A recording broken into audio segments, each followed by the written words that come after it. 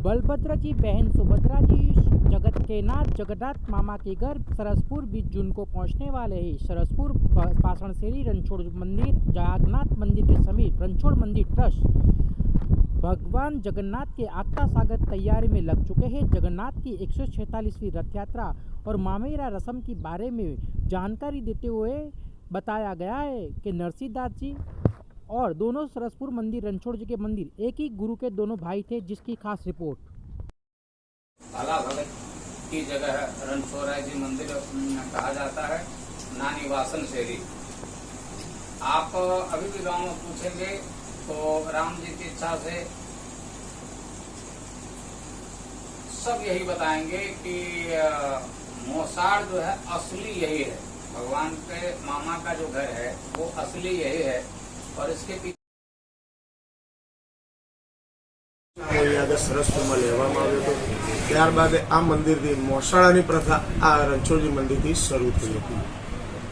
रथ यात्रा निकलने वाली है तब सरसपुर मोटी वासन से छोटी वासन से बगा भगत की जो पोल जहां मुख्य मामा का घर के रूप में जो माना जाता है और जाना जाता है। बरसों से यहाँ पे जब नरसिंहदास जी थे 146वीं रथ यात्रा जब यहाँ पर ही आती थी और यहाँ पे मुख्य मामा का घर माना जाता है। इस बारे में हमारे साथ चर्चा करने के लिए यहाँ के जो अभी के वर्तमान मठाधिपति है लक्ष्मण दास जी, उन्हीं से आज हम बातचीत करते हैं इस बार की रथ यात्रा की तैयारी को लेकर। सर 146वीं रथ यात्रा है, किस प्रकार का आयोजन है सरसपुर मंदिर की ओर से? सबसे पहले आपके चैनल के माध्यम से पूरे गुजरात और भारत देश को रथ यात्रा की शुभेच्छा शुभकामना देता हूं। और 146वीं ये रथ यात्रा है और सरसपुर संपूर्ण सरसपुर भक्ति में रस में डूबा हुआ है। और ये जो स्थान है भला भगत की जगह रणछोड़ जी मंदिर कहा जाता है, ना निवासन शेरी। आप अभी भी गांव में पूछेंगे तो राम जी की इच्छा से सब यही बताएंगे कि मोसाड़ जो है असली यही है। भगवान के मामा का जो घर है वो असली यही है। और इसके पीछे की एक कथा जो बड़े बुजुर्गों के द्वारा सुना जाता है और अक्सर लोग कहते हैं कि नरसिंहदास जी महाराज थे तो उस समय में ये अहमदाबाद धमालिया शहर के नाम से जाना जाता था और रथ यात्रा की रूट कोई नक्की नहीं थी कि कहाँ से कहाँ तक जाएगी। जहीं धमाल हो जाता था रथ रुक जाता था और वहीं से फिर पुलिस वाले प्रशासन वाले सब रथ को वापस लेके जाते थे। अंतिम में कालोपुर तक आना रथ शुरू हुआ।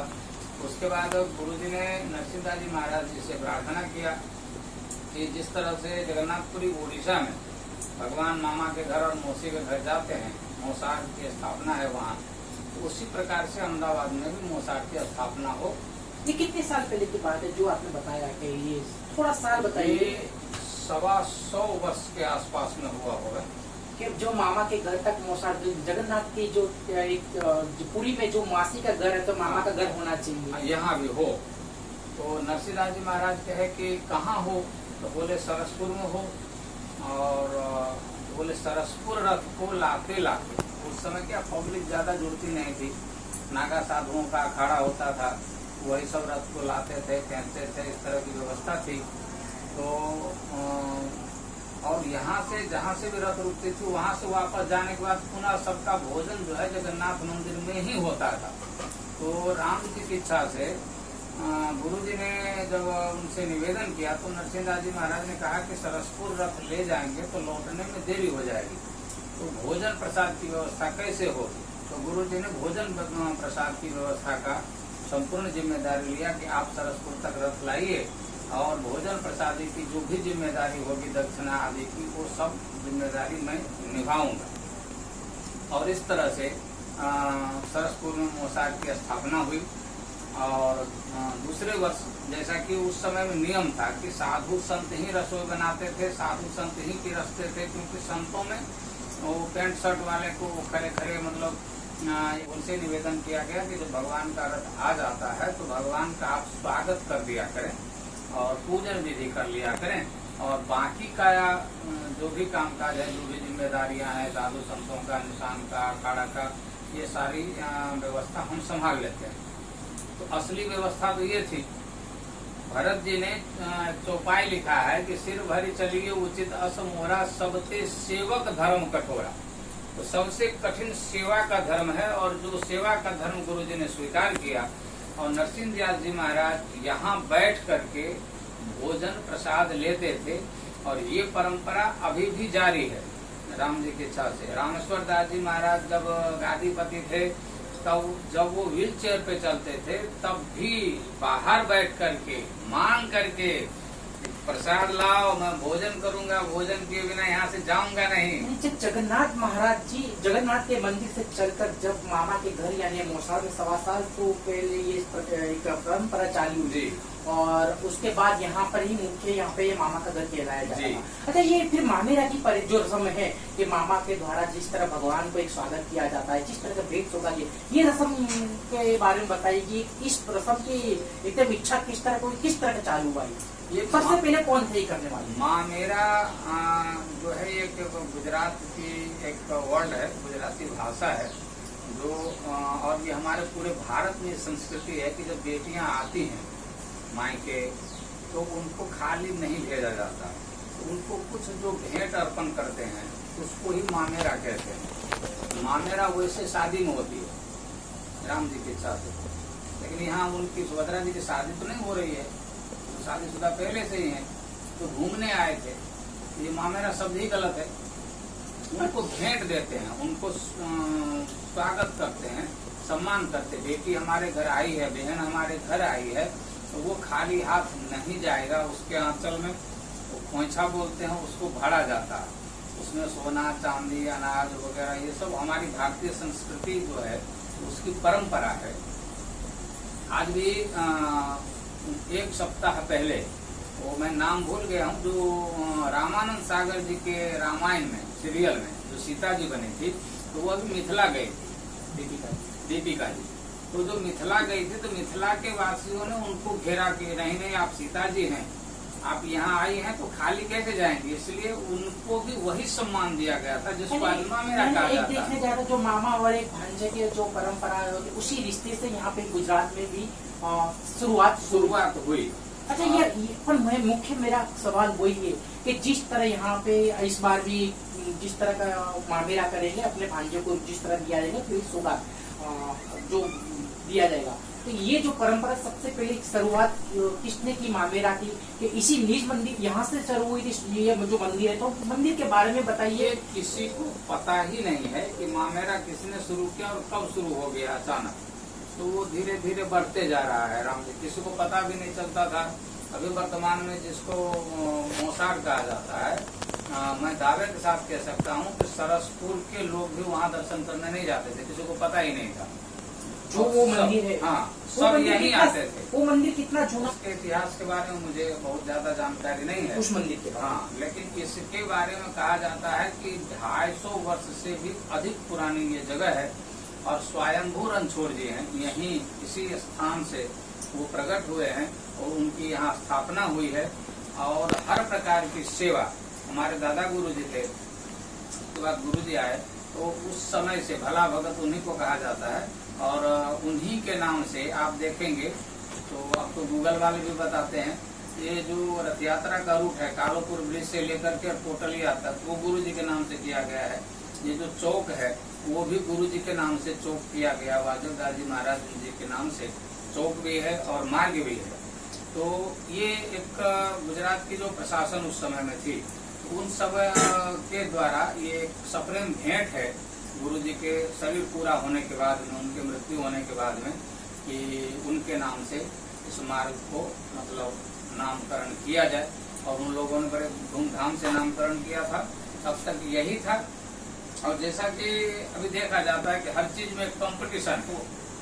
अच्छा, ये जो नरसिंहदास जी ने जो चालू करी शुरुआत में रथ यात्रा, कहाँ जगन्नाथ मंदिर से कहाँ तक आती थी, उसके बाद कहाँ तक ये जो रूट 14 किलोमीटर का चालू हुआ रथ यात्रा, उसका इतिहास? रथ यात्रा जगन्नाथ मंदिर से शुभारंभ हुआ था, जैसा मैं सुना, मेरे पास कोई डॉक्यूमेंट नहीं है।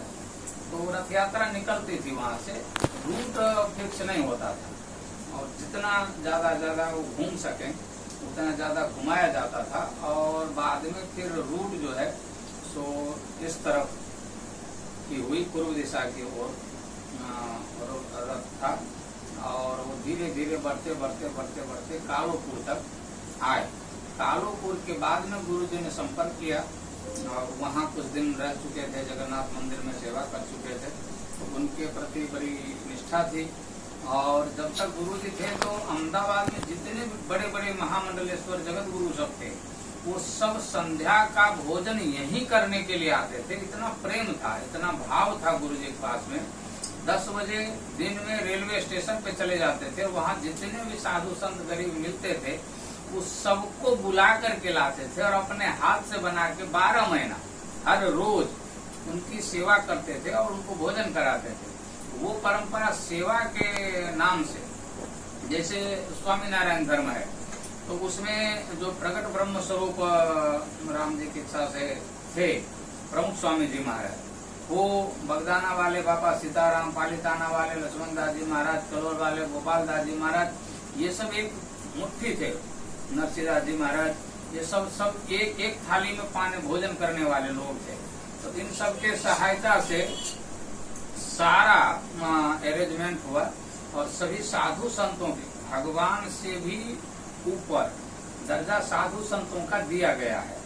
और साधु संतों की सेवा जो है वो केवल और केवल इसी जगह पर होती थी, इसी जगह पर आज होती है।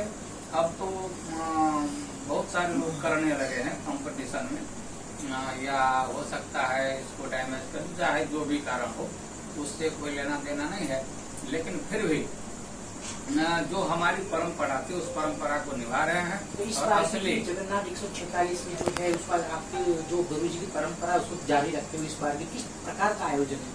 इस प्रकार भी इस साल भी पूर्ववत सारा कार्यक्रम है, और उन जितने भी साधु संत महात्मा यहाँ पर आएंगे उनको वस्त्र दक्षिणा आदि भेंट दे करके सम्मानित किया जाएगा।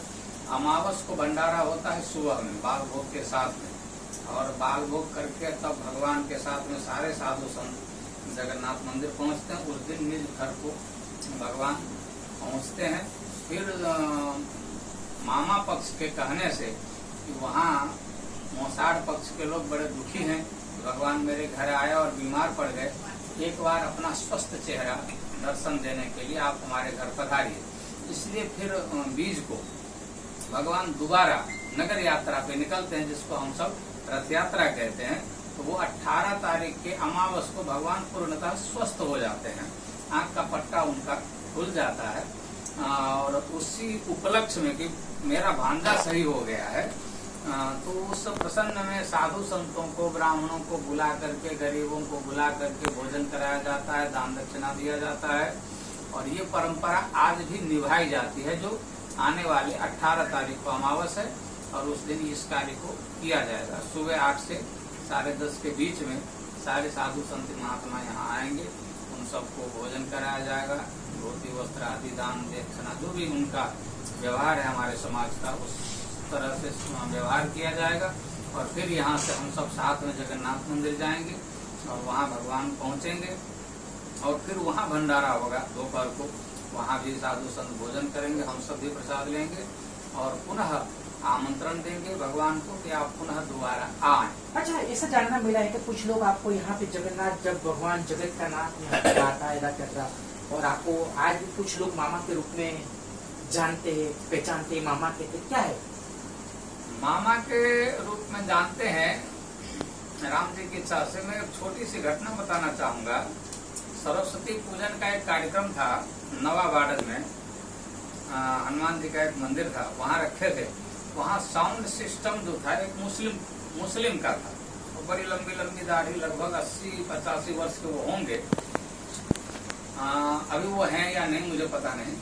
तो मेरी जब प्रशंसा वहाँ शुरू हुई कि हमारे महामंडलेश्वर लक्ष्मण दास जी महाराज आए हैं, इस तरह से बात सब चीज हुई, तो वो जो साउंड सिस्टम वाले थे वो उठ के चले गए। मुझे लगा कि शायद मैं हिंदू हूँ और हिंदू धर्म गुरु हूँ, शायद इसलिए उनको बुरा लगा होगा, वो चले गए होंगे। लेकिन उसके बाद जब वो वापस आए, लगभग आधे घंटे में वो वापस आए, उनके पास में एक बॉक्स था, एक शाल था, और एक बहुत ही अच्छा, शायद उस जमाने में भी 300-400 रुपए का वो फूलहार होगा। कश्मीरी शॉल थे उनके हाथ में, 1.25 किलो काजू कतरी था, और उन्होंने परमिशन लिया कि मैं लक्ष्मण दास जी महाराज का स्वागत करना चाहता हूँ। तो हमसे पूछा गया वो स्वागत करना चाहते हैं, तो हम बोले वेलकम, स्वागत करना है तो करें। तो जो अनाउंसमेंट करते थे उन्होंने कहा कि देखो कि इस्लाम धर्म को मानने वाले मुस्लिम होकर के भी हमारे धर्म गुरु को, हमारे लक्ष्मण दास जी को सम्मान करना चाहते हैं और कर रहे हैं। ये बात सुन करके उन्होंने माइक मांगा, वो जो मुस्लिम थे, और उन्होंने माइक में केवल इतना बोला कि मैं किसी हिंदू धर्म गुरु का सम्मान नहीं कर रहा हूँ, मैं मेरे मामा जी का सम्मान कर रहा हूँ, क्योंकि वो सरसपुर से आते हैं और सरसपुर जगन्नाथ भगवान का मोसार है, नदी के उस तरफ है और हम नदी के इस तरफ हैं, इसलिए वो हमारे मामा हैं। तो अहमदाबाद के मुस्लिम संप्रदाय जो है वो भी हमको मामा कह के ही संबोधित करते हैं। कितने साल पहले की घटना है? ये लगभग आपको 20-22 वर्ष पहले की बात है। यानी 20-22, यानी आपको जब यहाँ पे जब भगवान के मामा के रूप में एक आपको जिस तरह का आपको पहचाना गया था, तब आपको किस तरह की अनुभूति हुई थी?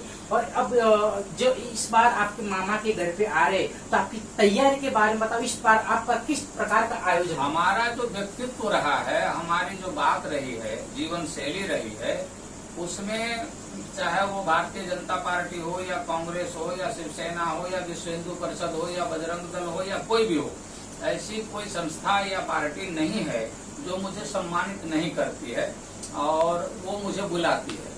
एक इंसानियत वाला धर्म है हमारा सनातन धर्म, सबका मान सबका सम्मान। और इस तरह से उस समय में भी कांग्रेस का शासन था, तब भी सब यहाँ हमसे अपॉइंटमेंट लेकर के यहाँ मिलने के लिए आते थे। और सबको पता है कि असल मोसार जो है वो केवल वासन शेरी है, लेकिन जो पब्लिक की भीड़ है, वन वे है, आने का और जाने का एक ही रास्ता है, तो रथ को रोकेंगे अगर अंदर में तो फिर भोजन हम नहीं करा पाएंगे। और सबसे अधिक महत्व संतों की है और भोजन प्रसाद की है, इसलिए रथ को 4 रास्ते पे ही रखा जाता है। उस मंदिर से भगवान का स्वागत होता है और इस मंदिर से बाकी की सारी प्रक्रिया, जो भी पूजा पाठ है, जो भी विधि विधान है, वो सब कुछ यहाँ से किया जाता है। भगवान का जो रियल मोसार है ये भला भगत की जगह रणछोड़ राय जी मंदिर वासन शेरी, ये असल रियल मोसार है। अच्छा, એક વાસણ શેરી, નાની વાસણ શેરી, જ્યાં ભગા ભગતનું જે રણછોડજાનું મંદિર છે, જે નરસિંહદાસે શરૂઆતની જે શરોયાત્રાથી શરૂઆત ત્યાંથી થઈ હતી, પછી મામાનું ઘર એ કરાતો ને આ બંને ઘર મામાનું ઘર કહેવાય છે. કઈ રીતે જુઓ છો એને કે લક્ષ્મણદાસજીએ કીધું કે મામાનું ઘર પહેલા આ હતું? આમાં જ્યારે વાસુદેવજી મહારાજજી ત્યારે ત્યાં આગળ હતા વાસણ શેરીની અંદર, અને અહીંયાના જે ગુરુ બાલકદાસજી મહારાજજી હતા એ બધા ગુરુભાઈઓ, અને નરસિંહદાસજી મહારાજજી હતા એ પણ ગુરુભાઈઓ જ હતા. એટલે બંને મોસાળાની અંદર એવું હતું કે જ્યારે અહીંયા આગળ રથયાત્રા આવી હતી ત્યારે વિશ્રામો અહીંયા આગળ સરસપુરમાં લેવામાં આવ્યો હતો. ત્યારબાદ આ મંદિરથી મોસાળાની પ્રથા આ રણછોડજી મંદિરથી શરૂ થઈ હતી. એટલે મોસાળાના એટલે જે મામાના ઘરે આવે છે ગરમીની છુટ્ટી મનાવવાના હિસાબે. तो ये थे लक्ष्मण दास जी महाराज जी, जिन्होंने बताया कि मोटी वासन श्री, छोटी वासन श्री, भगा भगत की जो पोल, मुख्य मामेरा जो है मामा का घर वो यहाँ स्थित है और यहाँ वर्षों से जगन्नाथ मंदिर का एक वर्षों से स्वागत किया जाता है। और 150वीं रथ यात्रा में जब आजादी का अमृत महोत्सव चल रहा है तो इस बार भी जोर जोर से तैयारी की। कैमरामैन रामनगर के साथ अश्विन अग्रवाल, अहमदाबाद।